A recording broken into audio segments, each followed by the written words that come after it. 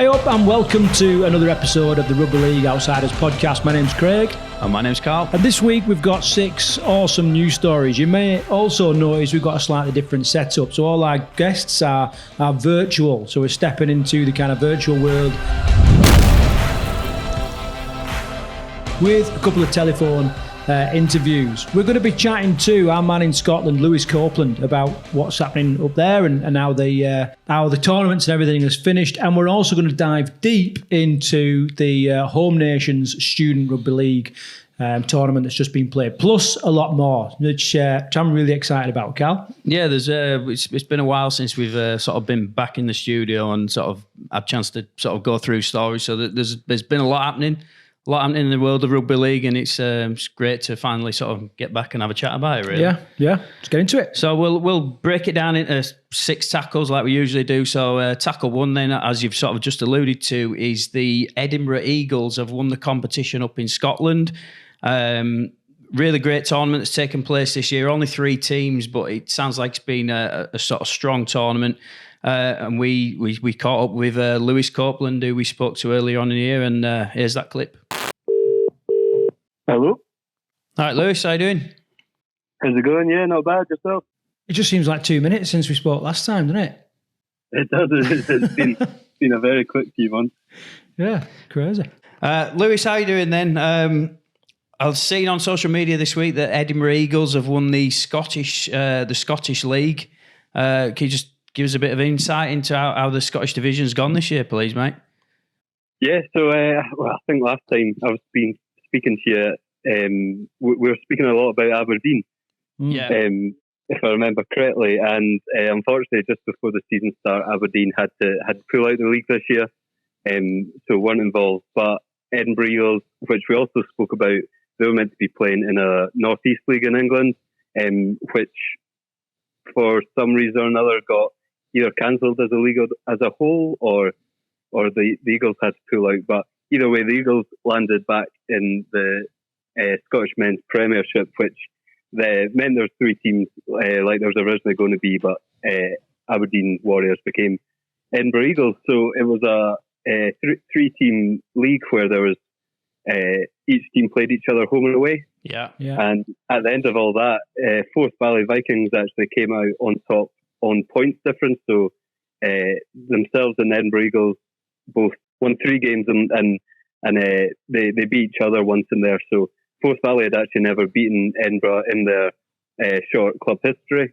I think the first time they played, it'd sort of been near the 100. Second time in the 50 sort of thing, and Forth Valley had just sort of came on leaps and bounds this year.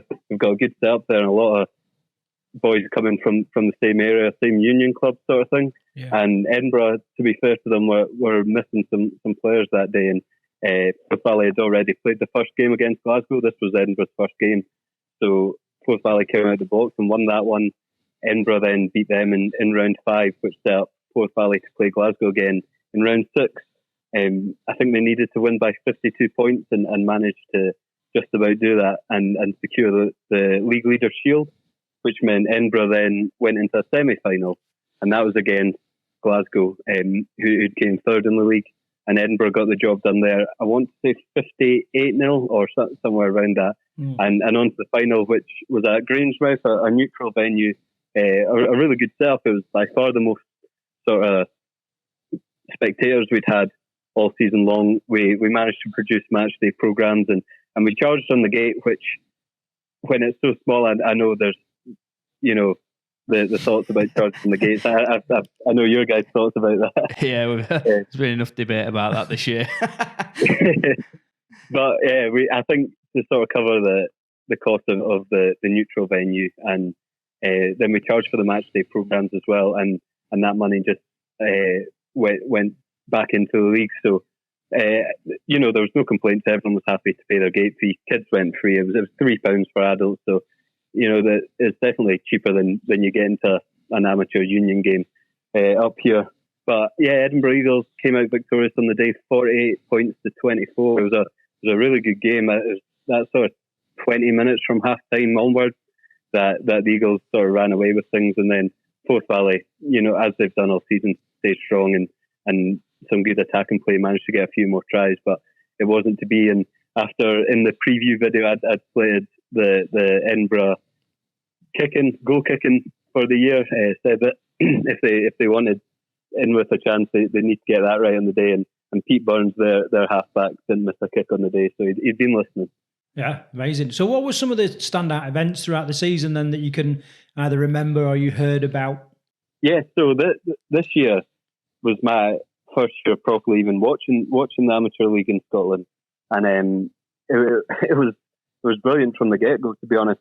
What we managed to do was someone contacted me maybe a couple of weeks before the season started saying he was keen to get involved, had a camera and wanted to film the games, which opened up the opportunity to do match highlights. And just before the season started as well, I got into the Scotland Rugby League self as communications officer. So as much as I'm still got the Rugby League in Scotland page, a lot of the focus is now going to Scotland Rugby League in general, and that was a bit of I was unsure at first what to do, because I'd put a lot of time and focus into the Rugby League in Scotland page, and I'm still on it, it's still active, but having the Scotland page and the following and the opportunities that brings, I sort of took that without much hesitation. So all the work I've been doing has been for Scotland Rugby League and on their social medias, on the YouTube channel, etc. And like I said, the first games I've watched in Scotland, and that it's not like you're watching the NRL or Super League on the TV. It's never going to be like that, but the standard did impress me.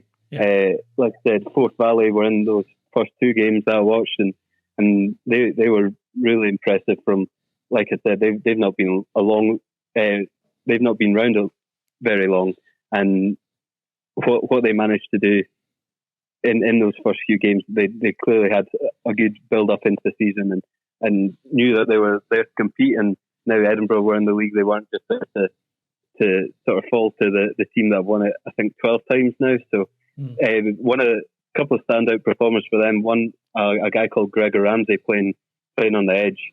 He's a winger at Union. He's quite a built guy, and this guy, he must have scored upwards of 5, 6, 7, 8 tries across the 6 or 7 games. Not even that, 4 or 5 games, and he just really impressed me from the get go. He was actually wearing number 1 on his back in the first game. I thought he was at fullback. He was on the edge, and he broke the line against Glasgow a good few times, scored a couple of tries, and continued to do that all season. A big storyline as well for me this season.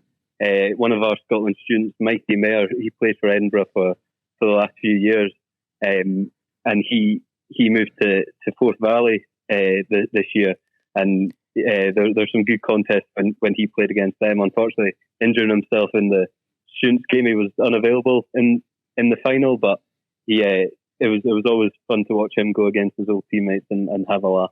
Yeah, did you manage to keep up to date with the Scotland Students tournament, the Home Nations tournament that's just gone on recently? I did, yes. So although I wasn't there in Wales, I was doing the social media for them and whatnot, so making up graphics and putting updates out there. And yeah, obviously a massive win. I think it was 60 points to 10 against Wales, the host, in the first game, and then they came out with losses against England and Ireland. But I think they would have wanted to go further, and I think they were quite disappointed in the end. There's a chance to come second, and going into the final day, if results went their way, they could have still won it. But by the looks of things, England were well-deserved winners. But no, the boys did a good shift, and especially in the last couple of years, watching sort of Scotland at the World Cup and whatnot, it's good to see us win a game, definitely. So Scottish Rugby League sounds like it's in quite a positive place at the minute, from what you're telling me. The wheelchair rugby league, obviously we had Martin on from the Giants earlier on this year. Have you managed to catch much of that, and how's that gone on the first season of that? Yeah. I enjoyed your episode with Martin and Simon. That was a great episode. But yeah, I've been at 2 of the 3 events so far for the wheelchair rugby league, helping out where I can, sort of thing, as well as being on duty for Scotland and the communication side of things. But it's got off with a bang, sort of thing. The first round in Edinburgh was brilliant. We had a piper, we had a para swimmer sort of present the match ball. It was a proper event, and the setup they've got there at the Pleasance in Edinburgh, proper sort of bleachers that pull out, and all the games were brilliant. Edinburgh won the first game, beating Glasgow, but after 3 rounds now and 1 to go, Dundee have managed to clinch the league, which they're an experienced club that have been playing for years, and lots of Scotland representatives and people. Yeah, they've been playing down south and whatnot, so they've done well to win the league. It was well deserved from their point of view. The way the wheelchair game's growing, and the crowds are getting bigger, and people are really enjoying watching it, and anyone can get involved. It's been a really positive step for Scotland Rugby League. Well, congratulations on your appointment with the communication officer for Scotland. That's a massive sort of tip of the hat to everything that you've been doing, kind of off your own back, really. So effort on that. You must chuffed a bit. At the end of the day, it was a bit of a no-brainer. The opportunities that are going to arise from it, and although I got a decent following on the rugby league in Scotland stuff, having the power of the account that Scotland Rugby League have, it just seemed like the right thing to do in order to help grow the game up this part of the world. That's brilliant, Lewis. Is there anything else you want to touch on just before we wrap it up? I was going to ask yourself if either of you are going to the Challenge Cup final in a few weeks' time. I'm not. I'm good. I've been dropped in. I've like a surprise birthday party, like family birthday party that weekend. So I'm like, So a bit good on that. But Karl, what about you? I might be. Right. Obviously, I'm going to be without my partner in crime, so it's a little bit up in the air at the minute. But Lewis, if you're going to be there, I'd love to meet up with you and catch a drink, have a chat. Yeah, definitely. I'm going with Dan and Jordan from the Niche Sports Boys, which is another sort of side project I've been doing. We've been doing the All Things Rugby League podcast on Niche Sports, which is growing quite nicely as well. So going with those boys. But yeah, it'd be great to catch you definitely while we're there. Perfect. All right, Lewis. Thank you very much. Hopefully we'll speak to you again. Hopefully it won't be too long. But if nothing else, we'll talk to you before the season kicks off again next year. Yeah, definitely, and keep doing what you guys are doing. I've been loving everything you're putting out. Thanks, mate. Cheers, Lewis. And you, mate. Thanks a lot. Brilliant. Thank you. Take care. Cheers. Bye-bye. The interesting thing from that clip, a couple of things. Congratulations, Lewis, on taking on that role as communications officer for Scotland Rugby League. Definitely earned it on the back of his own efforts, really. Yeah. The other thing that I found quite interesting was it was very similar to what's going on in the Midlands right now. It's backwards and forwards. No one really knows. There's been a couple of outstanding, results and all that. But now, and as it got to the end, it could have been any team that kind of walked away with it. So that was really good. It's obviously a competitive league, and I think that's what we want in it. Yeah, I think a lot of divisions all up and down the country they're really sort of starting to embed again. We had a couple of years with COVID, didn't we, where everything sort of dropped off, and it feels like finally all the sort of leagues are really getting going this year, and there's been sort of strong competitions all up and down the country, really. So yeah, it was great. Great to catch up with him. Yeah, and not just the men's game, the wheelchair game. He spoke a lot about that. He also talked about the Scotland student game up there. So absolutely thriving, and really keen to see kind of what goes on in Scotland next year. Okay, we'll move on to tackle 2 then, which is a story that's close to my heart. I know you've been keeping an eye on the results all year as well, Craig. So the Midlands, really big win this week, beating Doncaster 41 points to 10, which I'll be honest was a bit of a surprise. As involved as I am, we sort of went to Cornwall the week before, and it was a really sort of disappointing weekend. Came on the wrong side of the result on Cornwall, a team that they usually beat. So to go to Doncaster against sort of one of the high-flying teams that are pushing for promotion back into the Championship, and not only turn them over, but turn them over in the manner that they did was absolutely exceptional, and it sent ripples across the rugby league world as this story. Yeah, no, and I've loved it. Last 2 or 3 games, there's been a pattern. Getting up to half-time, very, very close, if not slightly behind, and then, the opposition just pulled away in the second half. It reversed this week, and it was just I read it and I was just like where's my Midlands Hurricanes hoodie? You know what I mean? I'm proud, and it was a great result. So good effort on that for the whole team and everything. What is it then, Karl? Is some of the stuff that Mark Dunning's brought, is that starting to kick in? Are they developing some passion towards the end of the? Obviously we've got some quality players that have kind of dropped in over the last couple of weeks as well. So yeah, what do you think it is? It's really hard to say. I think Mark's brought a real structure to the team. I know he's pushing the players hard. Some players have disappeared from the start when he first came in. Maybe they couldn't really sort of hack the intensity that was brought to the team. It's taken a little bit of a while to sort of embed in, but it seems to be getting there. And obviously, there's been some quality personnel that have come into the side, more so than the man that went under the radar this week. The Scott Morrell has now signed for the Midlands, which is that's a massive story, isn't it? Yeah, it's quality player. What can you say? What is there to say about that signing? No, watching him on the field, he gave the team a bit of direction, which I think is what's been missing. There's some quality plays in that side, and just the fact that he was on the park steering him around a little bit seemed to make a real big difference. You still got it fitness-wise? Well, he played 80 minutes. Yeah. So 41 points to 10. Massive result. Yeah, great result. Okay, we'll move on to tackle 3 then, which is the Home Nations University Tournament has just concluded, and England have come out on top again. I think it's the 14th time they've won the tournament in 17 years, I think it is. It's been taken back. Ireland are also the big improvement team in this. Ireland came second this year. Wales have dropped down a bit, and Scotland, Wales were winless. And we did catch up with their head coach, and here's that clip now. So we've got Craig Fisher on the line, who's the Wales head coach of the students. Yeah, that's correct. Yeah, current head coach of the students, and departing head coach of the PDRL national team as well. Yeah.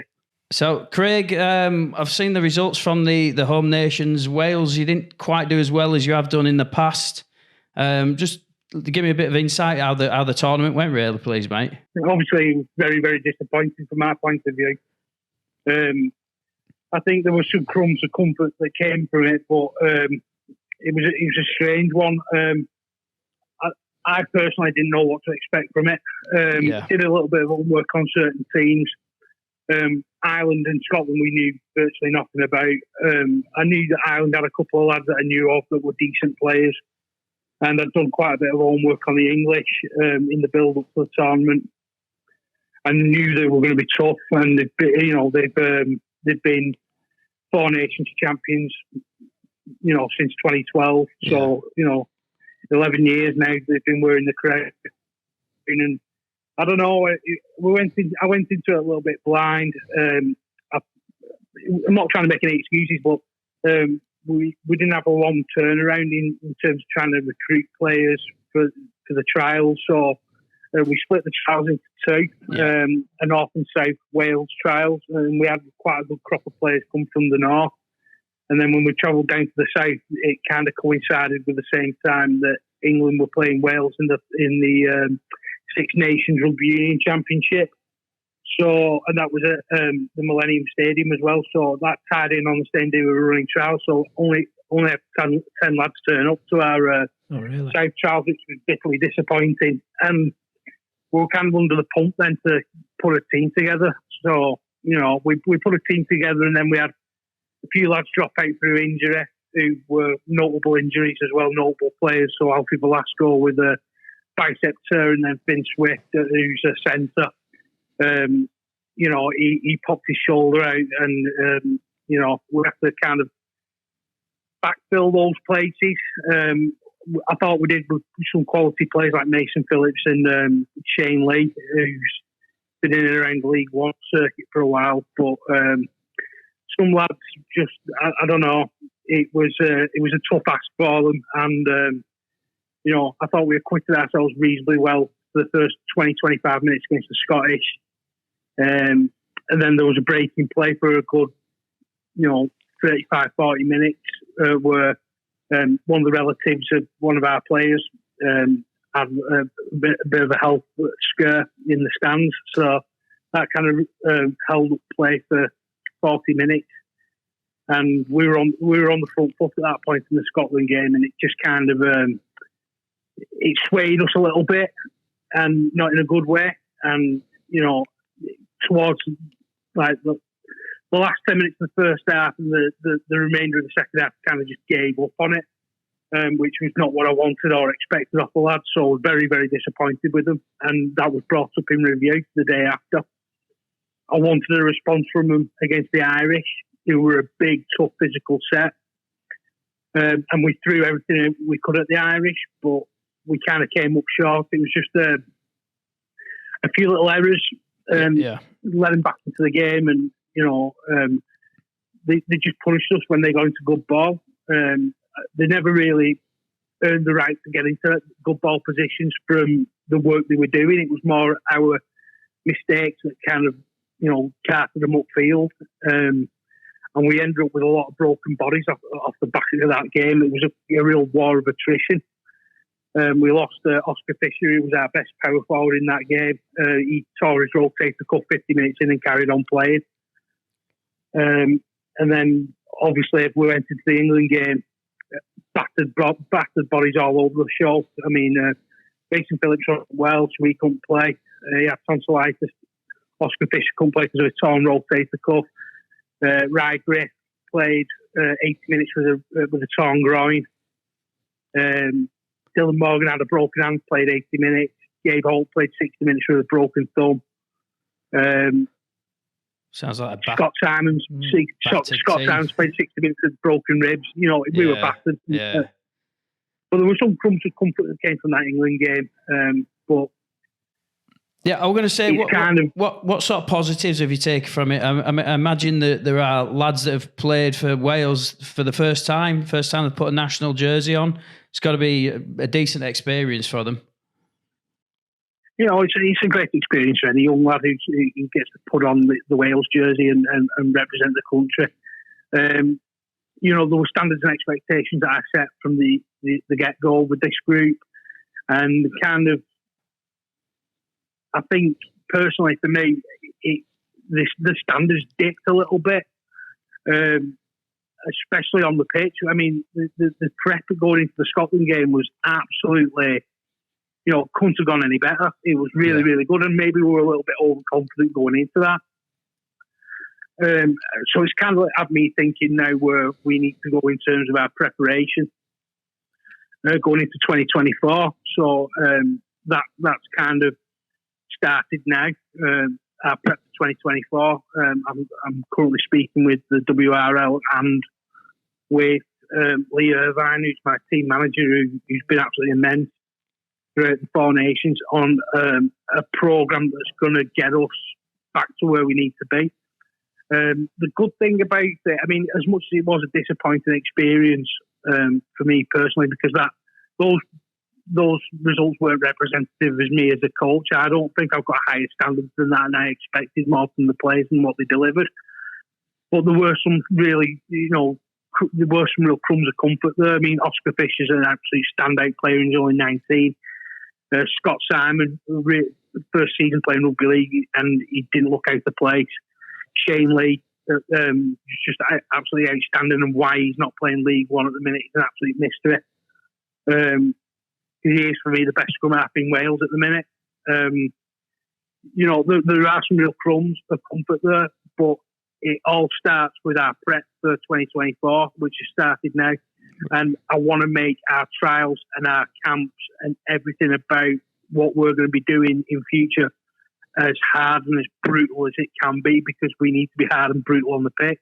It's really interesting hearing about like your prep. I mean, you clearly, this is clearly like a serious competition, and everyone treats it that way. For me and Karl, it was a bit of a shock when when we started to hear about this Four Nations University tournament. I mean, do you know much about the history? Do you know how long it's been around, and anything like that? I knew bits about it. I mean, I knew University Rugby League was on the up, and I know Kev from the England coach. I know he's been involved in the England University setup for a number of years, and I've watched the England University team when I've had to go and like scout players for when I was at Salford, or just try and pick up players for reserve grade and academies and stuff like that. So I've known of the programme and known how good the England team is, but didn't really know a great deal about the students team and what the setup was and how intense the tournament can be. Yeah. And it's really opened my eyes. So, I need to assemble a squad for next year that's going to be A, competitive, and B and C, mentally and physically tough enough to deal with the demands of that tournament. Yeah, I mean, it sounds like an absolute just slogfest. And what about crowds? Did you have much in the way of a crowd there or supporters? It was a bit hit and miss, really. I mean, I think we're in a hotbed of rugby territory in South Wales in Pontypridd. Yeah. And we did get some good crowds towards the end, and it was I think when people caught wind of the fact that there were games going on at Sardis Road, and it was going to be England versus Wales, and as much as it was a game I never want to watch or repeat or see ever again, it's it's going to draw a crowd. Yeah. The Welsh will come out to watch Wales versus England, and the only thing I can say to the people of Wales, like from the people who came out and watched that, was you'll never see them sort of performances again off a Welsh team. That I can promise. Fighting talk for next year by the sounds of it. But I'm really intrigued. I'm really going to keep an eye out for this tournament, and I think it's it's a shame that perhaps it's not publicised as much as it could be or pushed, because it's clearly it's freaking war as international rugby is. You know what I mean? And I'll definitely keep an eye out for next year. Yeah, I think it needs to be. I think it needs to be marketed in the right way. And you know what? There are some really, really good players within that student setup. I mean, you had Nathan Connell and George Charnock from the Irish, who were absolutely outstanding for them. Sean Finlow and Ellis Keppel as well. They were brilliant.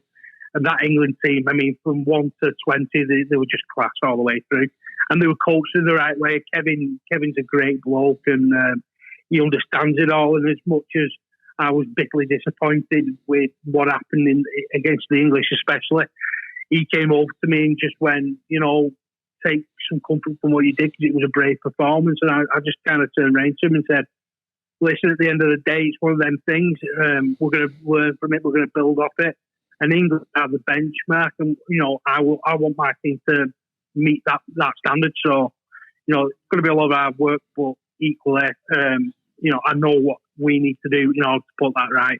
Well, good luck with it, Craig, for next season. Yeah, it's been great speaking to you, Craig. Is there anything else you want to touch on while we've got you on the line, or have you pretty much covered it? I think we've pretty much covered it, mate. Yeah, I think that'll be about it. No worries. So, Craig, all the best next season. Thanks for coming on and speaking to us, and I'll catch up with you soon, mate. Been a pleasure. Thank you very much. Cheers, Craig. Cheers, thank you. Cheers. Bye. Well, clearly disappointed, but clearly ready to give a rocket, up the whole team's backsides there. I hate hearing stories like that, but it's part and parcel. And I think Wales as downfall perhaps has given Ireland that little leg up, and give them a bit of confidence and all this kind of stuff. But what I take from that is, I didn't really understand how serious they took this students' game. Yeah. You know what I mean? And they're clearly passionate. Craig Fisher there talking about broken and bruised bodies and not just like a dead leg and all that, broken ribs, broken thumb, broken hand, carrying on playing, clearly passionate to play for that international shirt. And I suppose thinking about it now, why wouldn't you? Yeah, you know what I mean? I think you said it earlier on in the season, you put an international shirt on and you grow a foot taller. Yeah. Somebody said that. Yeah. I can't remember. Someone said that this year. But yeah, any time you get to represent your country is massive, isn't it? You know, you wear that badge on your chest and you walk out to national anthems. But yeah, like I think one thing you just touched upon there is that it's probably not being promoted as well as it should be. And I think that's another avenue for us to explore, I suppose. Next year, we'll definitely have our eye on the student game. That being said, if there's students in the Midlands, Wales, you know, down south or whatever, listening to this and want to come on and chat to us about the student game, really, really up for that. Yeah, there's something I'll just throw in actually as well. So there's quite a lot of structure to the student game. There's the sort of origin tournaments. They have divisional areas, and obviously there's the teams playing each other all up and down the country. But this year the South played the North. They play it every year in an origin series, and this year I think it was the first year that the South has actually beaten the North. So for a program like ours, it's pushing the rugby league outside the heartlands. For the Northerners to get beat is really massive, isn't it? Yeah, it's a message, isn't it? It's like you can't just rest on your laurels and expect, just because you're from the heartlands that you're going to spank everyone else, because teams are catching up. It's testament to how the game is progressing. So people like to put the game down, say it's not growing outside the traditional. Well, something's going right if the South are beating the North. Yeah. So we also caught up with Luke Phoenix, who was one of the players in the tournament, and he's just got a fantastic story to tell. I think he's sort of everything that this show aims to be, really. What do you think? I finished the interview and I was just buzzing because it was just so positive, and some of that's testament to the lad. He's clearly high caliber lad, very, very modest, and he's very, very grateful for the opportunities that he's been offered. That being said, again, all the systems, all the process, all the pathways has got to be in place for him to feel that way. Yeah. So it's just a real positive story, and I was buzzing. I was absolutely buzzing afterwards. Yeah, great interview. So, here's the interview with Luke Phoenix. Hello. Hi, Luke. How you doing? All good. Yourself? Yeah, not bad, thanks, mate. This is Karl speaking. The other voice is Craig. Hello, Luke. How you doing? Awesome. Nice to see you. How are we? Yeah, we're good, mate. Good. So, first of all, before I say anything, Luke Phoenix sounds like an epic rugby league name. I've got to say that to you. Oh, well, you think that's bad. So my pops, he's actually got the name Soul Phoenix, which gets a bit of attention wherever we go. Awesome, mate. Right, so Luke, you've just took part in the Home Nations tournament.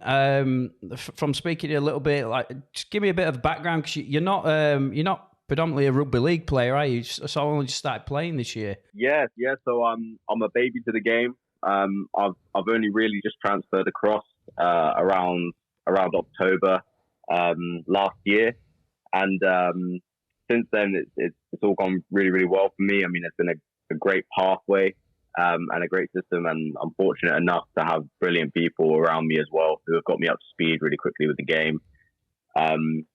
Formerly a union boy, which is a dirty word. Don't worry about it. But I spent a lot of time.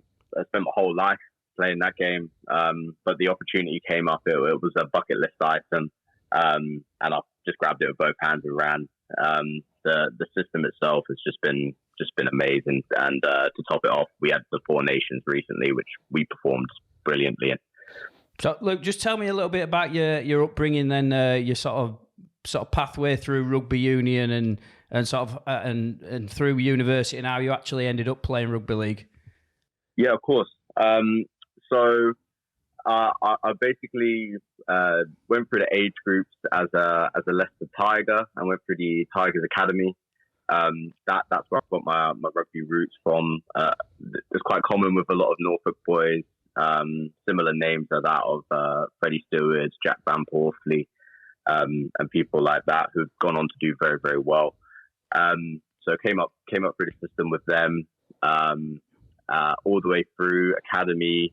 It's very, very tough, very rigorous training that we have through the academies, and it gets you really, really prepared for professional rugby of any sense, really. So I finished up with that. and then like had a few years, went off and played a little bit of semi-pro and pro, and eventually got a call and found myself at university. So, which university did you go to? That's Loughborough University. And how did you progress then through Loughborough? How did you end up playing for England? Really, is essentially the story we're getting to. Yeah. So that happened first, mainly through a lad called Ben Edwards, who I was having a bit of a torrid time with the union at Loughborough, and he basically just was on my course and just happened to say to me, like, have you ever thought about playing league? And I'd always looked over from the other side of the fence and just thought, wow, that game looks amazing. Obviously, when you watch the NRL and the kind of athletes that it produces, yeah, truly amazing. So as soon as I kind of like had an opportunity, I thought to myself, I'll take a sabbatical and play a year of league.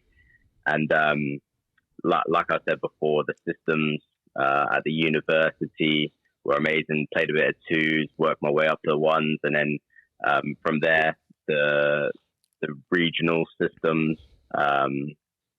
Managed to play for Midlands, South, and then eventually managed to got the privilege of being selected for the England University squad. What kind of things, Luke, do you think has crossed over from your union game and helped you with your league? And then the flip side of that, what's like new in league game, which just somehow sort of suits the way you play? So the main, obviously, I'm a firm believer in rugby players are rugby players. So there's a lot of those basic skills that are going to transfer over. I mean, I can see a lot of stories like my own beginning to occur a lot more frequently in the next few years. I mean, especially with like the rule changes and things like that in union. But I would actually probably credit most of the smooth transition to actually playing touch rugby. Oh, really? Believe it or not, yeah. I found that I played since I was 14 and gone through again regional systems all the way up to the national level, and yeah, just the understanding. I've always said to people that it's similar to like in football, they've got the five-a-side version of the game that anyone can just go on a park with their mates and play. I've always said that touch is a bit like that with rugby. It's a variant that you can just kind of like get a group of people together and just play on the park. And that's very, fortunately for me, it's the understanding of the touch principles has actually made my transition through and into league very, very simple. Well, it's an awesome story. Fair play to you. You've done so well coming through rugby union system like that, and then eventually making it to an England setup in your sort of first 12 months of playing. So, just talk to me a little bit about the home nations and the tournament that you've just taken place in. It must have been amazing and full of pride to throw on that England jersey. Yeah, absolutely. And with the squad that we had as well, that was one of our main objectives is to always show that passion and pride to play for our country. And the Four Nations itself, the organisation was brilliant. The venue, we were in Wales, in Pontypridd, and yeah, really, really well run tournament. And I've got to give credit to the other nations that we played. They were really awesome. I mean, they probably didn't have as much preparation as us leading into the tournament. Yeah. So considering some serious fight, so really, really can't credit them enough. And the whole mood of the tournament was just brilliant. Everyone was really, really, really happy to be there, and some of the rugby that was played was pretty awesome. Luke, just sort of looking forward now. I mean, what happens now? I mean, do you get a chance to play for England again next year, or for a couple of years? Yeah, so I'm blessed enough to still have a couple of years at uni. So I know that next year, I believe, is a test series in New Zealand. Wow. So there's fantastic opportunities there. But there's lots and lots of pathways like out of the university game as well. So even if you don't make it through to the England students level, there's still plenty of opportunities. There's always clubs around having a look. Myself, obviously, for obvious reasons, I can't discuss the clubs that are involved, but like there are some having a look at me right now, and that's off the basis of I've barely been playing the game for very long. But it shows, it's a credit to how progressive the pathway is. Well, I think, yeah, and it is, and you seem very modest, but obviously, credit to your hard graft and natural ability as well. So good effort on that. Thank you very much. Anything else, Luke, you want to touch on before we hang up the mics with you? It's been great speaking to you, by the way. Anybody probably you want to give a shout out to or anything like that?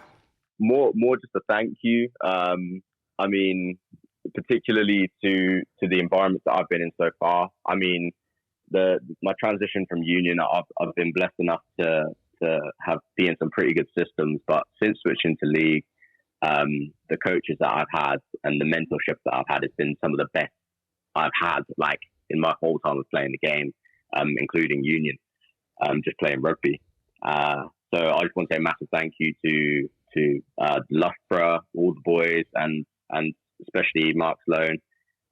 He's been awesome, and our sponsor Global 13 as well. I mean, without their funding, obviously none of it would be possible.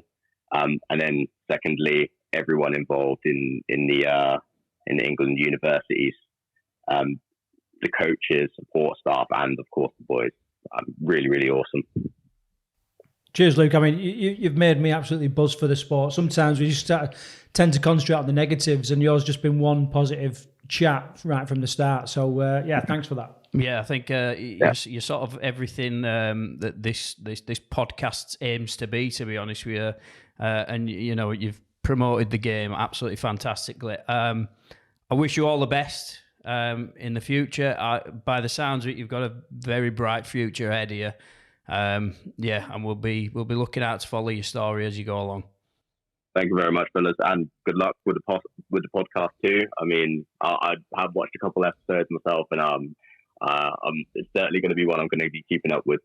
Thanks a lot, Luke. Cheers, mate. Take care, very much. Bye-bye. Cheers. Yeah, so, great chat. Like I said, very, very positive. Going to really keep an eye out for this lad because he's a talent emerging, and it was a real privilege to talk to him, from my point of view. By the sounds of it, there's teams after him, and I think he's just a very humble person. We'll keep an eye on where that goes. And a big call out to everyone else. So you sort of think, maybe it's not working rugby league, rugby union side. There are pathways there where you can go on to amazing stuff. There's opportunities. You got to work hard for them and all that, but very exciting. Yeah, we'll keep flying the flag for everybody. Tackle 4, then the Challenge Cup weekend has just been gone. The semi-finals in both the men's and the women's. Craig, absolutely brilliant games this weekend. Yeah, shock results. You know what I mean? Well, saying that, I mean, lots of people... They picked Lee to beat Saints. You know what I mean? So some people had LKR there, as they're going to win because both teams have just been phenomenal this year. Great results. Can't wait for the final. It sort of started as a little bit of a joke, didn't it? We fucking laughed at it. Go back to episode 1 or 2 or whatever. And we're sort of looking at Lee and everyone's sort of having a dig at the kit. To be fair, we always said that they had a good, strong team though, didn't we? I remember, you at the start, you said they won't bottom. I expect them to be mid-table, and they may still will be, by the get through the playoffs. They may go on and do some incredible stuff. But fair play, to them. Absolute amazing effort. And I was thinking like of, the head coach. Like he left Wigan under a bit of a cloud, really. And then he then got into Lee, which at the time, was in Championship, and I don't know whether he sort of felt like he was a little bit washed out, a little bit, it sort of peaked or whatever. To be where he is now, he's got to be buzzing. Point to prove, and I think what's also is quite a nice story. The fact that his son's playing in his team as well is quite interesting. And do you think he's sticking around? After this year? The rumour was that he was always going after this year, wasn't it? But who knows? A Challenge Cup appearance at Wembley's. Yeah. change your mind, couldn't it? Yeah, do well in the playoffs, like they're sitting second in the table at the minute. So, and your dad's word in your ear or whatever, who knows? Yeah. What do you think? Stick in the comments if you've got an opinion on that. The other fixture then, Hull KR Wigan. The most exciting finish I've seen to a rugby league game this year. Absolutely brilliant. Ended up with a drop goal. Crowd went absolutely wild. It's the magic of the Challenge Cup is back, really, absolutely back. Yeah, that's the men's game, and then into the females. The ladies' game. Massive finish there for Saints as well. So Saints v York, wasn't it? That went down to a 40-metre drop goal. The kick was from Lewis Gaskell, was it? Fair Gaskin it was who kicked the drop goal, an absolute belter. That was about 35, 40 metres out, which sent Saints back into the Challenge Cup final again, which the good thing here is the women's game is going to be at Wembley as well this year. So there was an extra sort of carrot being dangled, wasn't it? It was as big as it's ever been. And then your Leeds Rhinos were victorious against Wigan. Amy Hardcastle and it's Caitlin Beavers. Both. You mean former guest Amy Hardcastle? I forgot that, yeah. all them months ago. Yeah, and Caitlin Beavers, the two sort of England internationals sort of really, they were, I think, the difference in that game. And that was a little bit of an easier win. So, two massive semi-finals there. Really looking forward to see who comes out on top in the final. Yeah, an amazing showcase for this sport, over that weekend. So just, some great games all across the board. I've really enjoyed watching Women's Rugby League this year. And when that kick went over the posts, I just thought it's arrived. What I mean? It has now. You could always, not always, in the past, I suppose I should say, you could question the strength of some kicks in the women's game. It's just one of those, biomechanical facts of life. To knock that over at 40 metres is bringing it right up there. Belting game. It'd be nice if they were both on the main BBC channel. That's all I'd say. Slight negative, but other than that, it was the rugby on show was absolutely brilliant. Right, tackle 5. We'll move on then. So from the Challenge Cup to the Quantums. Yeah. Don't say that very often, do you? Well, don't forget the Quantums are the only rugby league team in the Midlands that's had a viral video this year. So don't write off anything for the Quantums. You know what I mean? So this is just a bit of a shout out to the guys. Really, they Martin and the guys that are sort of taking it's a bit of a straight.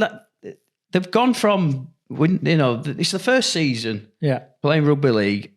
The names on everybody's mouths in the Midlands. They've had a mixed season in the league, but as they would on their first season. But they're already sort of now taking the game out and trying to expand it. So what they're doing is they're taking a fixture on the road, and they're taking one of their games to Cannock Rugby Union Club now. So they're now not only have they fully embraced the game, they're now trying to spread it even further. Absolutely brilliant. Yeah, just completely outside the box. These lads.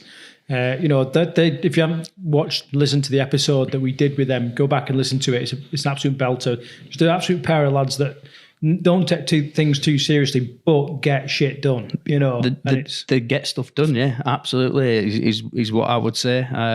It's been great watching them progress this season, and I hope the people of Cannock, if you're watching. I hope the people of Cannock are watching. If they are watching, I hope they turn out in force to really, to really represent that game. And then who knows, you might have another team popping up in Cannock next year or different area. Absolutely brilliant. Right, tackle 6. Then we'll go on to our Midlands Premier League or Midlands League roundup. I suppose we're 1 week away from the sort of the final week of the season. And it still isn't decided. It's been an absolute nail biter of a season this year. I know. The thing for me as well, it doesn't seem 2 minutes since we first sat in front of the camera. Episode 1, episode 2 with Fred Baker and Matt Evans. Was chatting all about this, and was excited for the run up to the season. Then got chatting to other clubs, and them talking about what they expect from the season. And now we are at the end of it, and everybody has been saying that it's going to be competitive and it could be anyone's game, and it really is. So So what are, just for people not aware, what are the standings right now? Right, so 1 week left. Telford have got a bye in the last week. Telford are the first team to officially sort of qualify, barring 100 points difference in one of the other games. So Telford have finished top of the table, and they've got a home tie in the playoffs, which is, as we know, this year the home fixtures have been very important. So that's massive for Telford. And then the standings, Birmingham are in second place on 8 points, 2 points behind Telford. Leamington are sat in third with 6 points. Coventry with 6 points, and Oxford are sat fifth with 5 points. They did have a point deducted, did Oxford, for not fulfilling one of their fixtures. All right. So, those teams would pretty much be even, Steve. So any of those teams can still qualify. So in the final week, we've got Birmingham taking on Leamington and Oxford taking on Coventry. So absolute... Well, it's nice that I can sit back and just watch this and see who comes out on top. And see who lands who, and who's going to be at home and who's going to be away. It really has been a cracking season. Will you be making an appearance in the playoffs, Karl? Knee permitting. Is it getting bad? Is it full of injuries again? Right. Yeah, riddled with them. But if Phil's watching, I'm 100% fit, and I'll be raring to go next weekend. Don't count him out. How dare I ask you what you would like? Or does it not even... Do you know what? It don't even factor because of just the way the league is? I could sort of... I suppose you've got what you like because you've got a home... Home ties is very important. Yeah, very important. And I think, there's already a bit of buzz around it. There'll be a big crowd there. So I hope you're going to come along to watch. Yeah, it'll be, whoever Telford are playing, there'll be a decent crowd there. I can assure you of that.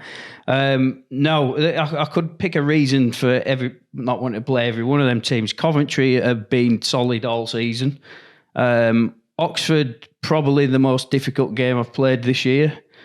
Birmingham always come good at the end of the season, and I never want to play Leamington because they're full of young kids and they're all fast and they're all fit. So, it really don't matter who you play. I think there's full of quality teams this year. So, just looking forward to that. I mean, obviously, I'm not talking like match tactics and all that kind of stuff, but in view of like promoting the game and all that, are you doing anything different for the playoff to encourage a larger crowd or anything like that? Not really, other than the fact that we've got an extra week to promote it. So that's important. And I think just naturally people are going to come watch these playoffs. It don't matter which one of these grounds these teams are playing at. People are going to come down and watch it this year because the crowds have been healthy all season across all 5 teams. I'm sure that there's going to be plenty of people turning out to watch them. I know it's a little bit premature. If you could summarise the season, in regards to whether it's been a success and all that kind of stuff. It's been a success, yeah. The best season ever, do you reckon? Or well, I haven't played in the Midlands forever, have I? But it's certainly one of the biggest. It's not been this good for at least 10 years. I'd definitely say that. There's the standard of rugby that's been played, the promotion that the teams have put out there which has essentially helped the tournament be so good this year. And I think I'll measure its success next year. I think there'll be more than 5 teams in the Midlands Premier League next year. Think so? Yeah. And do you think there'll be a merit league still as well? I still think there'll be a merit league, and I think there'll be some other teams that are in other divisions will be coming into the Midlands League next year. Right, let's have it. Let's check it. You can clip that out and play it next year. But when we start season 2. Yeah, we'll do. Okay, so that's our set of 6 from this week. So just kind of looking forward, obviously we're getting towards the business end of the season, and some people might be thinking what we're going to do with the podcast. In all honesty, we don't know what we're going to do in the winter, but we're open to suggestions. I don't think we can commit to regular episodes, 1 episode every week and all that kind of stuff as we go through the winter, but we can definitely commit to some episodes every month. So really, it's up to you. Is there a certain stream of rugby league that you want us to follow? Do you want us to, has anyone got any suggestions for how we kind of, they've diversified for the winter months and then come back for the regular Midlands season and everything early next year, or I'll just point out there, like what do people kind of want and would you like to watch and listen to? Yeah, it'd be nice to have a trip down Australia or something like that. Oh, wouldn't it? Yeah, but that was that student game to the tournament in New Zealand. Yeah, there you go. Ashes, yeah. So we'll raise a bit of sponsorship and we'll go on that trip. Yeah. As for immediate episodes coming up, we're planning to do, obviously, an episode in the run-ups to the playoffs when we actually know who's going to be playing who and all that kind of stuff. Yep. And then the plan is to do like a bit of a ring round where we're getting in touch with key personnel from those teams and just get a bit of an update as we run into the game. Do similar kind of thing as we run into the final. And then after that, what's the plans after that? Well, after that, you're going to have a team, the Harry Jepson tournament starts after that, so I'm not fully sure on the makeup and how that sort of comes about, but I imagine you've got a team from the Midlands, a team from the South, Tyneside or something. I imagine there's a team from top of the North, that they'll all come together, and there's going to be the Harry Jepson Cup, and then also at the same time while that's happening, there's going to be training sessions for the Midlands representative side. So that's back this year, and that culminates in a tournament down south, I think somewhere. I think it's in London. Hemel, is it? Yeah, I think it could be Hemel. So still plenty to look forward to as the season progresses. Yeah. Okay, so that's it for this episode of the Rugby League Outsiders. Lots of talking points as we build up to an amazing end to the season in so many different facets of Rugby League. Anything to say, Karl, in closing remarks? No, I'm just looking forward to see how it pans out in the end. Yeah, okay, so until the next episode, take care. Cheers.